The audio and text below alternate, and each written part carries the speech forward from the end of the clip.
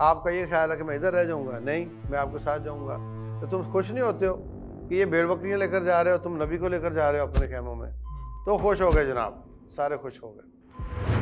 محمد عدل کریں صلی اللہ علیہ وسلم، تو آپ کو بہت غصہ آیا، فرمایا من یا عدل اذا لم اعدل، میں عدل نہیں کروں گا تو اور کون کرے گا؟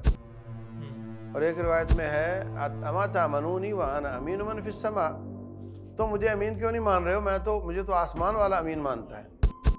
شکوہ ظلمت شب سے کہیں بہتر تھا یہ اپنے حصے کا کوئی چراغ جلاتے جاتے۔ زکوٰۃ اگر عشر کا نظام قائم کر بھی لیا جائے تو ان سروسز کا حق ہر شہری کو ادا کرنا چاہیے، لیکن میں اس کو ظلم سمجھ رہا ہوں اور میں سمجھ حکمران ظلم کر رہا ہے، تو وہ نہیں بھی کر رہا تو میں سمجھتا ہوں کر رہا ہے، تو پھر اس کا حل ایک ہی ہے کہ ہم صبر کریں، ہم سمجھیں کہ چلو مظلوم ہی صحیح پر صبر کرو۔ نماز قائم نہیں کرتے، فسق و فجور کرتے ہیں، بلکہ یہاں تک بھی ہے کہ بعض کے کفار سے روابط ہیں اور اتنے جیسے غداری ہوتی ہے، نظر آتا ہے کہ فلاں حکمران جو ہے نا وہ، تو کون سا ایسا لمحہ ہے کہ جس کے بعد آپ خروج جائز ہو جاتا ہے یا آپ ان کے خلاف کھڑے ہو سکتے ہیں؟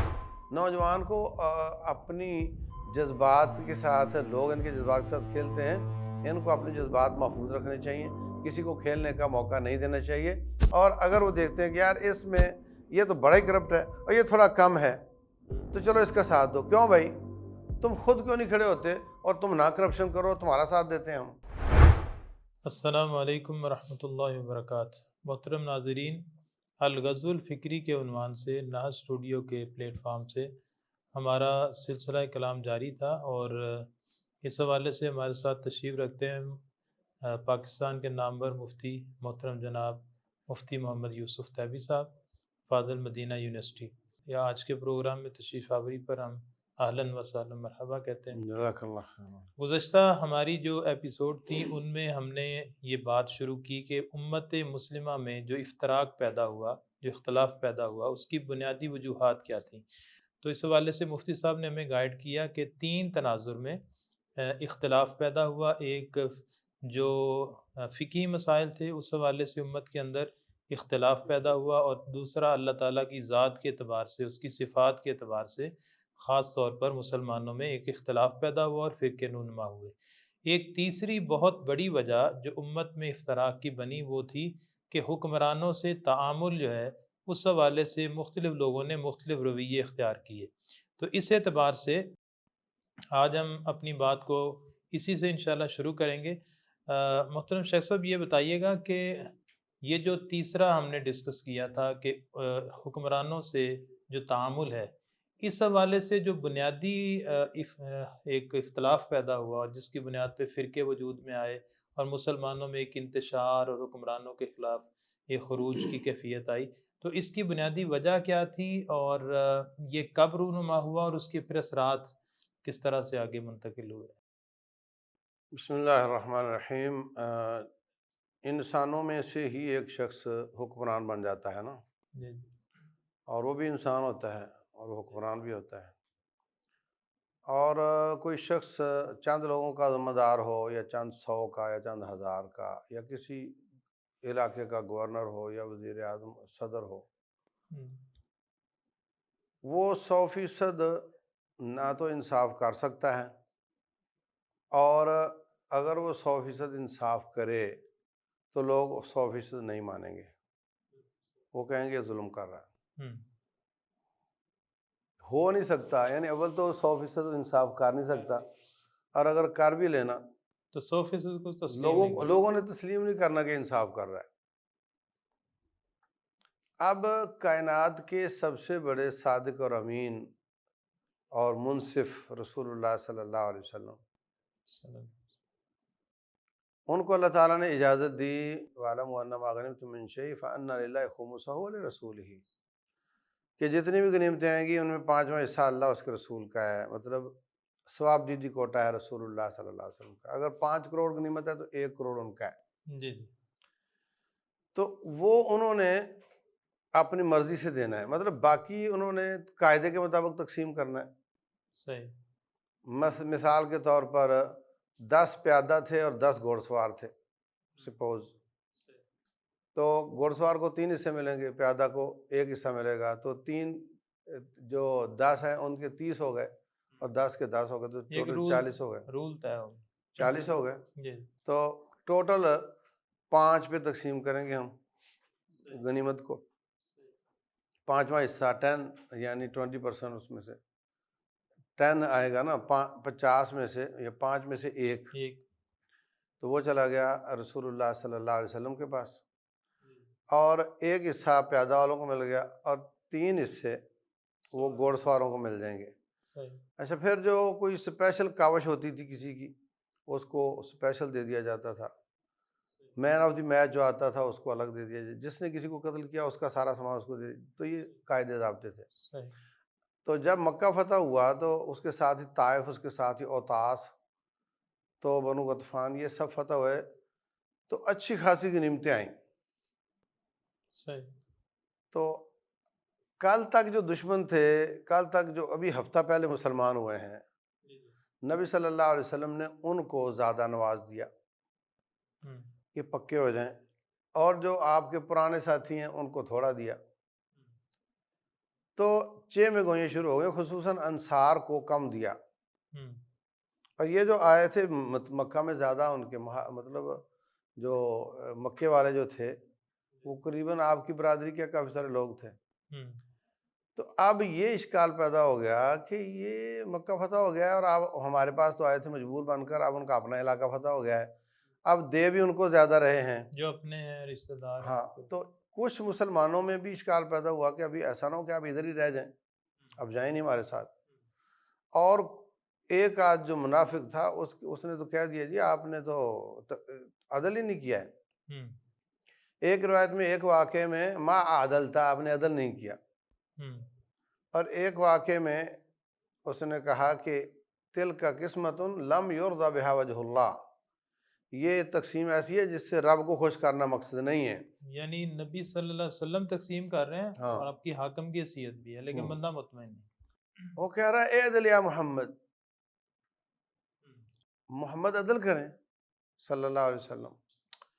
تو آپ کو بہت غصہ آیا، فرمایا من یا عدل اذا لم اعدل، میں عدل نہیں کروں گا تو اور کون کرے گا. اور ایک روایت میں ہے اما تامنونی وانا امین من فی السماء، تو مجھے امین کیوں نہیں مان رہے ہو، مجھے تو آسمان والا امین مانتا ہے. اچھا شیخ، عدل برابر تقسیم کرنا ہوتا ہے یا جب رسول اللہ صلی اللہ علیہ وسلم برابر تقسیم نہیں کر رہے لیکن عدل مطلب میں یہ نہیں بات تو ٹھیک ہے آپ کی کہ انصاف کا معنی ہوتا ہے آدھا آدھا دینا، عدل کا معنی ہوتا ہے جو حق بنتا ہے اتنا دینا. اب وہ کہہ رہے آپ عدل نہیں کر رہے، آپ فرما رہے میں نہیں کروں گا تو کون کرے گا. ایک ساتھی کہتا ہے حضرت اجازت دے میں اس کی گردن کاٹتا ہوں گستاخ کی. آپ نے فرمایا اس کو مت کاٹو، ہو سکتا ہے نماز پڑھتا ہو. ٹھیک ہے. ایک روایت میں آپ نے فرمایا مجھے اللہ تعالیٰ نے نمازیوں کو قتل کرنے سے منع کیا. ایک روایت میں فرمایا چھوڑ دو، لوگ کہیں کہ محمد اپنے ساتھیوں کو قتل کرتا ہے صلی اللہ علیہ وسلم. لیکن فرمایا یخرج من ضئض ھذا، اس آدمی کی نسل سے ایسے لوگ آئیں گے جن کی نمازوں کے سامنے تمہاری نمازیں کمتر ہوں گی، جن کے روزوں کے سامنے تمہارے روزے کمتر ہوں گے، اور وہ قرآن بہت پڑھیں گے مگر نیچے نہیں اترے گا، اور وہ مسلمانوں کے انتشار کے زمانے میں آئیں گے. تو اگر میرے زمانے میں آئیں تو میں تو ان کو ایسے کاٹوں گا جیسے اللہ نے قوم عاد کو کاٹا تھا. اور ایک روایت میں فرمایا کہ وہ ان کو جو ان سے لڑائی کرے گا وہ مومن ہوگا. اور ایک روایت میں فرمایا ان میں سے ایک شخص ایسا ہوگا جس کی کونی پہ ایسا گوشت لگا ہوگا جیسے عورت کا سینہ ہوتا ہے. تو ایک روایت میں یہ بھی فرمایا ان کی نشانیوں میں سے کہ وہ یقتلون اہل الایمان ویترکون اہل الاوثان او کما قال علیہ الصلوۃ والسلام، اہل ایمان کو قتل کریں گے اور کافروں کو وہ ریلیف دیں گے، چھوڑ دیں گے. تو اب نبی صلی اللہ علیہ وسلم جس کے سانچے میں عدل میں نہیں ہیں تو اور کون ہوگا. تو میرا مقصد یہ تھا کہ عدل کر بھی لیں 100% آپ تو لوگ نہیں مانیں گے، اور آپ کر بھی نہیں سکتے. چلو نبی صلی اللہ علیہ وسلم تو کر سکتے ہیں، ہم تو کر بھی نہیں سکتے. میں کہتا ہوں ایک کلاس ہے، میں آیا ہوں پڑھانے کے لیے، وہ شور کر رہے تھے، شور کی آواز دور سے آ رہی تھی. میں اندر گیا، میں نے سب کو سب کھڑے ہو جاؤ، اور سب کو ایک ایک لگا دی. تو اب ان میں کئی بچے کہہ رہے ہیں استاد جی ہم نہیں شور کر رہے تھے، ہم تو پڑھ رہے تھے، ہم تو پڑھ رہے تھے، اور یہ ہمیں پڑھنے بھی نہیں دے رہے تھے، الٹا ہمارے لگ بھی گئی ہے. ہو سکتا ہے وہ سچ بول رہے ہوں، لیکن میں ایک مطلب مجھے کیا پتا، مجھے تو شور نظر آ رہا ہے، میں نے تو لگا دی سب کو، جو میرے علم میں ہے، مشاہدے میں نے میں کر دیا. تو اگر میں ایک کلاس میں 100% عدل نہیں کر پاتا، اور کوئی آدمی گھر میں بھی دعویٰ نہیں کر سکتا کہ میں اپنے گھر میں بچوں میں، کوشش ہی ہوتی ہے نا، کوشش ہوتی، تو پھر مطلب کیسے ہو سکتا ہے کہ 100% بندہ عدل ہی کرے؟ اس لیے اسلام نے اس بات پر زیادہ زور دیا کہ حکمرانوں کو اکیلو ذوی الحیات اثراتہم، ان کی غلطیوں سے درگزر کیا کرو، اور یہ ظلم بھی کریں تو تم طاعت کیا کرو. رسول اللہ صلی اللہ علیہ وسلم فرماتے ہیں علیکم بالسمع والطاعہ وَإِنْ أُمِّرَ عَلَيْكُمْ عَبْدٌ حَبْشِيٌّ مُجَدَّعٌ كَأَنَّ رَأْسَهُ ذَبِيبَةٌ. فرمایا طاعت کرو، بات سنو، بغاوت نہ کرو، اگرچہ تمہارا حکمران حبشی، کالا، ناک کٹا، گویا چھوٹے سر والا، پھر بھی اس کی طاعت کرو. اچھا، ما اقاموا فیکم الصلاۃ، جب تک وہ نماز قائم کرتے ہوں. ٹھیک ہے. پھر فرمایا اتے امیرک وان ضرب ظہرک واکل مالک، اپنے امیر کی طاعت کر اگرچہ تیرا مال کھا جائے، اگرچہ تیرے کمر پہ درے لگائے. اب بظاہر تو لگ رہا ہے کہ وہ ظلم کر رہا ہے اور ہم طاعت کر رہے ہیں، لیکن وہ بات مثال جو میں نے کلاس والی دی ہے نا، اس کو ذہن میں رکھیں کہ وہ ہو سکتا ہے عدل سمجھ کے تجھے مار رہا ہو اور ہو ظلم، وہ عدل ہی کر رہا ہو اپنی طرف سے. رسول اللہ صلی اللہ علیہ وسلم پر وحی آتی ہے، لیکن ایک عجیب حدیث ہے صحیح بخاری میں. آپ نے فرمایا کہ اگر تم میرے پاس کیس لے کر آتے ہو اور میں تو انسان ہوں، انما انا بشر مثلکم، میں تم جیسا انسان ہوں، اور انما اقضی بنحو ما اسمع، میں نے جو سننا ہے اس پر فیصلہ دینا ہے. اور اگر کوئی پلاٹ کا کیس ہے اور جو لعل بعضکم الحن بحجتہ من بعض، بسا اوقات ایک آدمی ہوتا جھوٹا ہے مگر وہ بات بنانا جانتا ہے، دلائل اپنی طرف سے دینے، بنانا جانتا ہے اور پریزنٹیشن اچھی کر سکتا ہے، اور دوسرا سچا ہے مگر وہ بول نہیں سکتا. تو اب اگر میں اس کے دلائل سن کر اور اس کی خاموشی دیکھ کر اس کے حق میں فیصلہ کر دوں جو حقدار نہیں ہے، تو رسول اللہ صلی اللہ علیہ وسلم جن پر وحی آتی ہے وہ فرما رہے ہیں کہ وہ اس لیے اس زمین کے ٹکڑے کو نہ لے کہ میں نے فیصلہ کیا ہے. انما اقطع لہ قطعۃ من النار، میں اس کو آگ کا ٹکڑا کاٹ کر دے رہا ہوں. یعنی اس کا فیصلہ قیامت والے دن دوبارہ ہوگا اور حق پہ ہاں، ہوگا. اگر اس کو پتہ ہے میرا حق نہیں ہے تو وہ مت لے. تو پھر اس سے ثابت ہوتا ہے کہ حکمران کبھی انصاف کر ہی نہیں سکتا 100%. صحیح. شیخ اس میں ایک منٹ، تو میں کہنا یہاں استدلال میرا یہ ہے کہ جب حکمران مطلب یہ فطرت ہی ایسی ہے کہ انسان ہے، غلطی کا پتلا ہے، تو پھر ہمیں ہی صبر کرنا پڑے گا. ہو سکتا ہے ہم سچے ہوں، ہو سکتا ہے وہ سچا ہو، ہم ظلم سمجھنے، ہو سکتا ہے وہ ظلم نہ ہو. مثال کے طور پہ بھی ٹیکس آ رہے ہیں بہت زیادہ اور بل بڑے آ رہے ہیں، اس پہ ہزاروں دسیوں ٹیکس لگے ہوتے ہیں. تو دیکھو ظلم کرتے ہیں، ظالمانہ فیصلے کرتے ہیں، یہ تو کہہ سکتے ہیں ہم. لیکن عہد نبوت میں، عہد ابوبکر میں، عہد خلفاء میں کیا پولیس تھی؟ اس طرح ایک منظم ٹریفک پولیس تھی؟ نہیں. کیا رجسٹریشن آفس تھا؟ کیا سڑکیں بنی ہوئی تھیں؟ کیا رننگ آرڈر آتا تھا؟ یونیورسٹیاں تھیں؟ کچھ نہیں تھا نا. ان کے یہاں جو وظیفے پر رکھے ہوئے بندے وہ زیادہ زیادہ کو قاضی ہوگا یا گورنر ہوگا، بس باقی والنٹیئر سارا چل رہا ہوتا تھا. تو ان کے اچھا، حضرت عمر بن خطاب رضی اللہ عنہ کے آخری دن تک مسجد نبوی میں وہ نہیں تھی، چراغ نہیں تھے اور نیچے مسلح نہیں تھے، کچی مٹی پہ پڑھتے تھے لوگ نماز.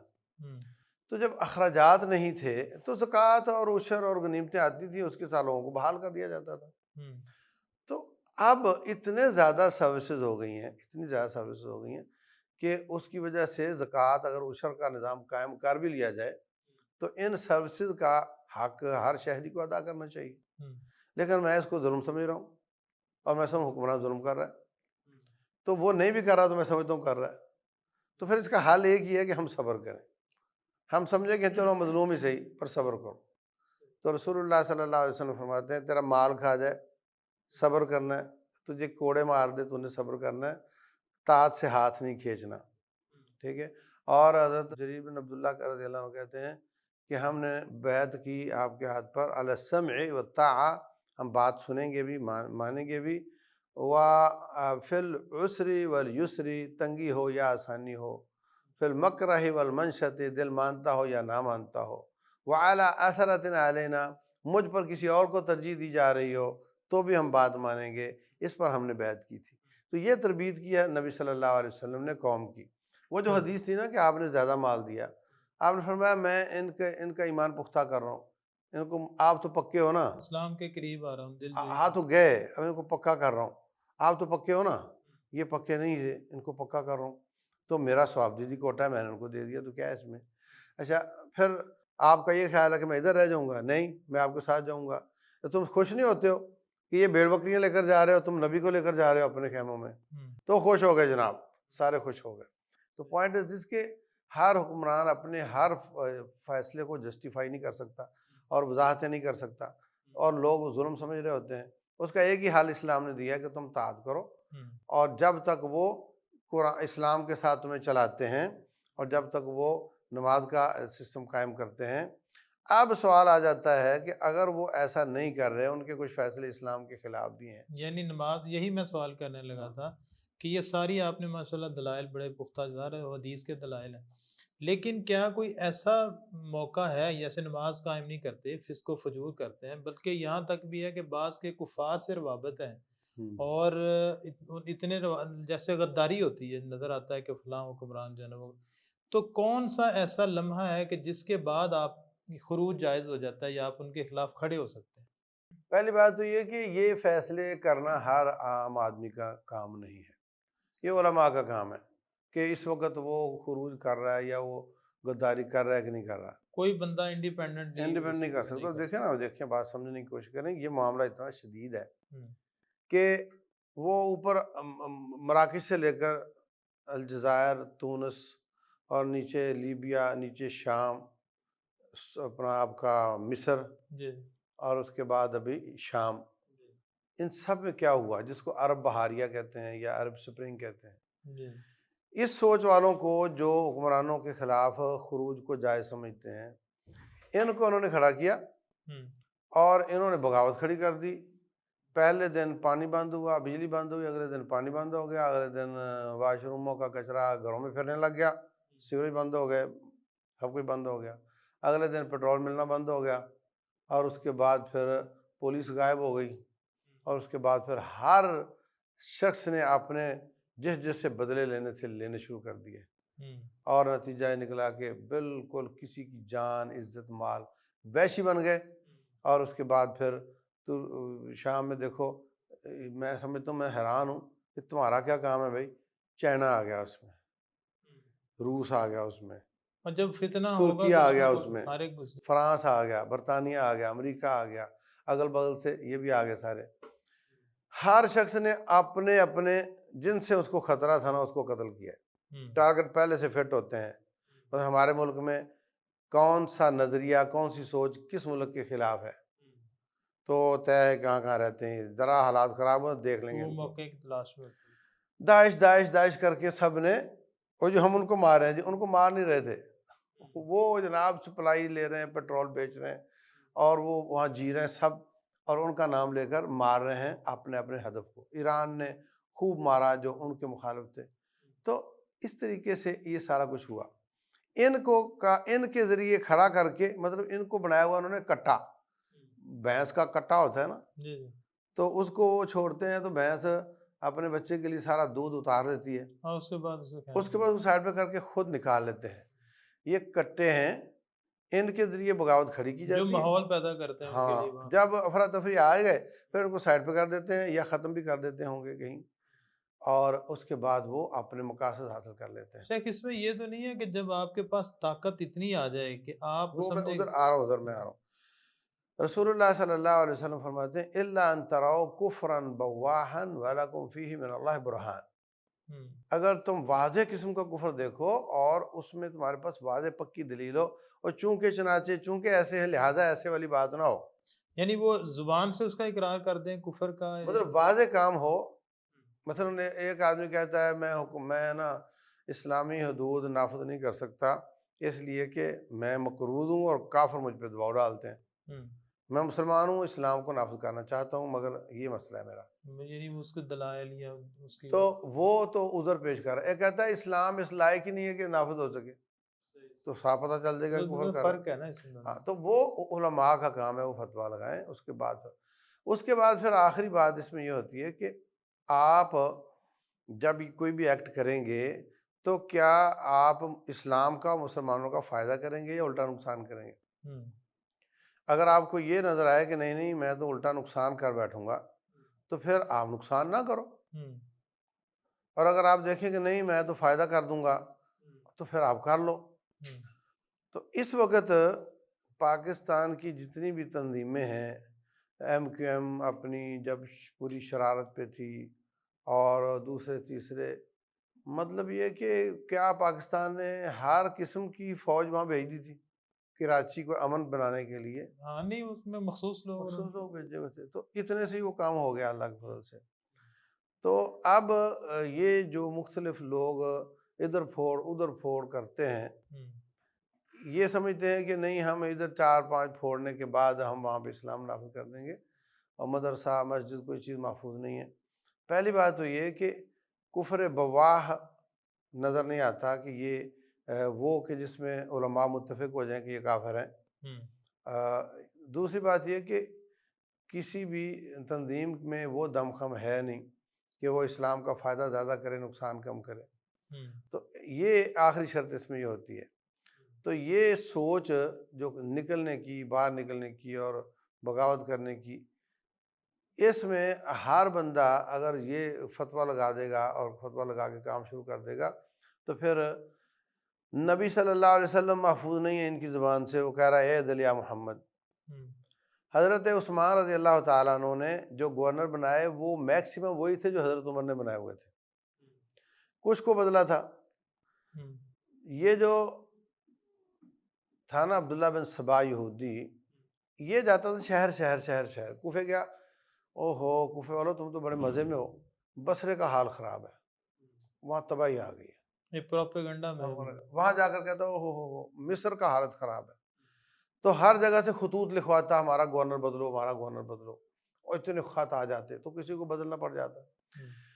تو صادق ہیں، امین ہیں، ڈبل دماد رسول ہیں، جنتی ہیں، جن کو 3 دفعہ نبی صلی اللہ علیہ وسلم نے کم از کم جنت کی بشارت دی. تو ان کے فیصلوں کو غلط فہمیاں پھیلا کر گناہ قرار دیا، پھر گناہ کے بعد ان کو ایسا برین واش کیا کہ یہ دنیا میں زندہ رہنے کے لائق ہی نہیں. تو یہ سوچ ہے جو تکفیری اور خروج کی سوچ ہے.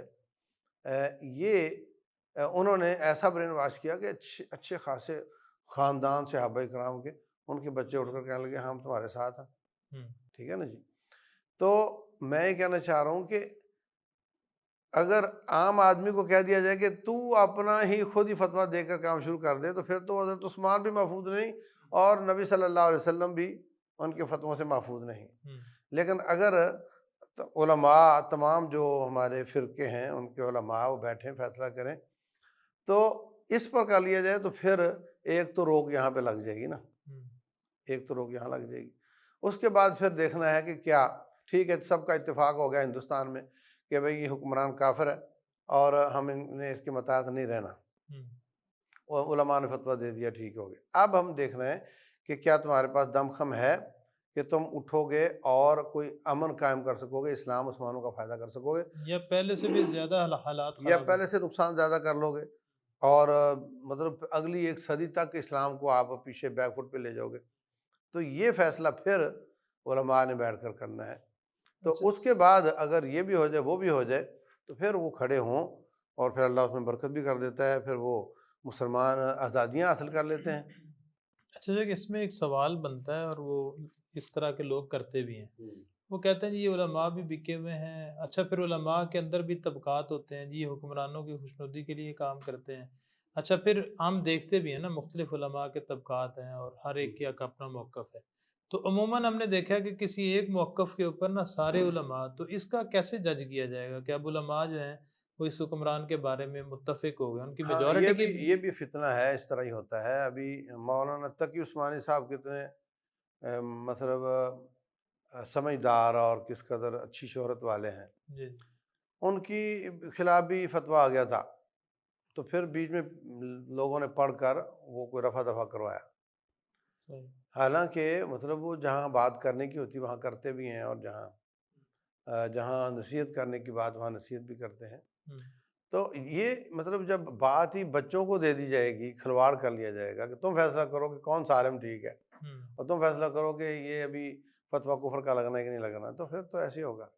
ورنہ ہر فرقے میں یا ہر جماعت میں اچھے لوگ، روادار لوگ، سمجھدار لوگ موجود ہیں. مسلمہ شخصیات جن کو تو عموماً. اور دیکھا جائے تو یہ لوگ جو اس طرح کی سوچ رکھتے ہیں، ان کے ساتھ تو اس طرح کے علماء ہیں نہیں، تو وہ انہوں نے اپنے کسی کو کھڑا کیا ہوتا ہے. اور ہم. اچھا شیخ، علماء اور حکمران طبقہ جو ہے اس میں بھی ہم دیکھتے ہیں کہ جو ہے نا عموماً افراط و تفریط ہے. بعض کو یہ سمجھا جاتا ہے کہ یہ ہر معاملے میں حکمرانوں کی سپورٹ کر رہے ہوتے ہیں، ان کو سرٹیفائی کرنے کی کوشش کر رہے ہوتے ہیں. بعض ان کے بالکل ہر فیصلے کو. تو علماء کا جو قرآن و سنت کی روشنی میں حکمران کے ساتھ کس طرح کا تعامل ہونا چاہیے جس کو ہم کہیں گے کہ یہ واقعی ایک آئیڈیل تعلق ہے؟ حقیقت تو یہ ہے کہ حکمرانوں کو چاہیے جی کہ اگر سیاسی قیادت ان کے پاس ہے تو دینی قیادت علماء کے پاس ہے. تو باقاعدہ کوئی ایک پروٹوکول میں رکھ لیں اس بات کو کہ ہم نے ماہانہ، 2 مہینہ، 3 مہینے بعد علماء کی میٹنگ کرنی ہے، اور پورا وقت دینا ہے، ان کے مشورے لینے ہیں، شرعی رہنمائی جو شرعی ہے. رہنمائی بھی لینی ہے، ویسے بھی خیر خواہی نصیحت لینی ہے، تاکہ ان کا وعدہ بھی ادا ہو جائے اور وہ بھی ہو جائے. یہ اس کا فقدان ہے حکمرانوں میں بھی. اور یہ کہ ان کی ترجیحات ہی وہ نہیں رہی ہیں، اور کچھ لوگوں کو ساتھ ملا لیا، وہ سمجھتے ہیں کافی ہو گیا ہے. تو یہ کمزوری حکمرانوں میں ہے، ان کو نہیں چاہیے ایسا کرنا. حقیقت یہ ہے کہ جتنا بھی فساد اور ان میں کرپشن اور جو کچھ بھی ہے نا، پھر بھی کوئی حکومت ہو نا تو حکومت ہی ہوتی ہے. مطلب آپ دیکھو نا، ابھی میں روڈ پر آ رہا تھا تو پولیس والا کھڑا نہ ہو تو کتنے گھنٹے وہاں ضائع ہو جاتے ہیں. ایسے ہی. تو اگر بالکل نگرانی کوئی کرے نا تو پھر کسی کا جان، کسی کی مال محفوظ نہیں ہو سکتا. تو یہ اس حساب سے بہت ہی ضروری ہے، اور یہ افراتفری بہت ہی خطرناک ہے. تو وہ جو خطرہ ہے اس سے بچنے کے لیے پھر دوسرے چھوٹے خطرات کو قبول کر لیا جاتا ہے. شیخ یہ حکمرانوں کے اینڈ پہ آپ نے کہا کہ علماء کو کنسلٹنسی میں رکھے، اور یہ بڑا امپورٹنٹ نکتہ ہے. لیکن علماء کی طرف سے آپ کیا کہنا چاہیں گے کہ ان کو اس میں کیا رول ان ہے؟ کو ظاہر سی بات ہے، اب وہ کیا کریں گے، ان کے پاس تو کوئی اسٹیج ہی نہیں ہے نا. کون سنتا ہے؟ یا تو وہ پھر اسٹیج پہ بولیں گے تو وہ بھی غلط ہو جاتا ہے کہ یہ آپ خیر خواہی کرنا چاہ رہے ہیں، لوگوں کو نشر کر رہے ہیں. صحیح. تو حقیقت تو یہ ہے کہ علیحدگی میں نصیحت ہوتی ہے، اور علیحدگی کی نصیحت کے لیے حکمرانوں کو چاہیے کہ وقت دیں. یعنی ایک تو اس میں یہ ہے کہ اگر حکمران ان کو اہمیت دیں گے تو بہت سارا مسئلہ تو ویسے ہی حل ہو جائے بالکل گا. حل ہو جائے. لیکن دوسرا یہ ہے کہ علماء بھی اس کو خیر خواہی کے جذبے کے تحت کریں گے، بالکل، وہ بھی تنقید برائے تنقید نہ کریں، اور اصلاح وہ کے بھی لیے. خیر، اور وہ یہ نہ سوچیں حکمران کی میری پارٹی کا ہے، یہ میری پارٹی کا نہیں ہے. صحیح. وہ علماء ایک خود پارٹی ہے، علماء کی پارٹی کو ان کو سننا چاہیے. وہ کس فرقے سے تعلق رکھتے ہیں اس کی قطع نظر. شیخ آپ نے بڑی ماشاءاللہ بہترین رہنمائی اس حوالے سے دی. اچھا اس میں آخری کویشچن میں یہ کرنا چاہوں گا کہ عام طور پہ جو ہمارا اس معاملے میں حکمرانوں سے تعامل، نوجوان طبقہ جو ہے نا وہ بہت زیادہ متاثر ہوتا ہے. جس طرح آپ نے مثالیں دی کہ حضرت عثمان کے دور میں تو زیادہ نوجوان تھے. اچھا یہ اکثر لوگ جو ہے نا وہ دین سے محبت کرنے والے اور دین کو چاہنے والے لوگ ہوتے ہیں، لیکن جب وہ دیکھتے ہیں کہ جی حکمران نہیں کر رہے، معاشرہ چینج نہیں ہو رہا، فلاں جگہ پہ ظلم ہو رہا ہے، ہمارا پاکستان اس میں رول نہیں پلے کر رہا، یہ نہیں ہو رہا، تو وہ اس میں آ جاتے ہیں کہ جذبات میں. اچھا اب یہ ہے کہ اس کے لیے راستہ کیا ہے، یعنی طریقہ کار کیا ہے؟ ہم اگر چاہ رہے ہیں کہ یہ حکمران ٹھیک ہو جائے یا معاشرہ بہتر ہو جائے، یقیناً ہمیں امر بالمعروف اور اس کا حکم بھی دیا گیا، ہاتھ کا استعمال کا حکم دیا گیا.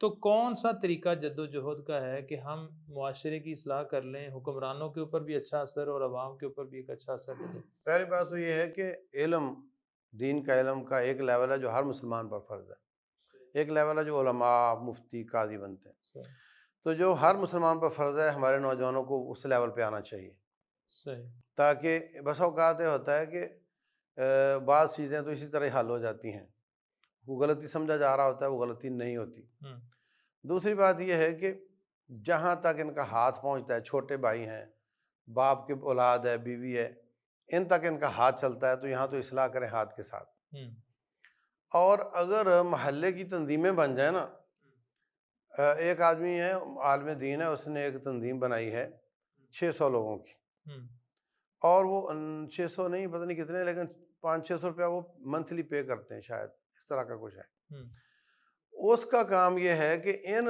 لوگوں میں سے، ان 500-600 میں سے کسی کو کسی محکمے میں کام ہو، وہ ہمیں کال کریں، یہ سارے بندے اس محکمے میں پہنچ جائیں گے، ہوں اس کا ایک تو صحیح ٹھیک ہے، اور وہ کام ہو جائے گا۔ تو جب ہر بندے کا کام ہو رہا ہوتا ہے تو کہتے ہیں ٹھیک ہے، اور الٹا فنڈ بھی دے رہے ہوتے ہیں۔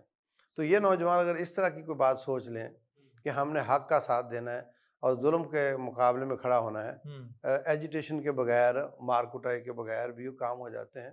آپ جائیں آفس میں، سب جمع ہو، لوگ دیکھتے ہیں بھی سب آئے ہوئے ہیں، اور پہلے آپ انشور کر لیں کہ ہم حق کے ساتھ ہیں، ظلم کے ساتھ نہیں ہیں، تو پھر اس میں انصاف پسندی کا رو بہت ہوتا ہے۔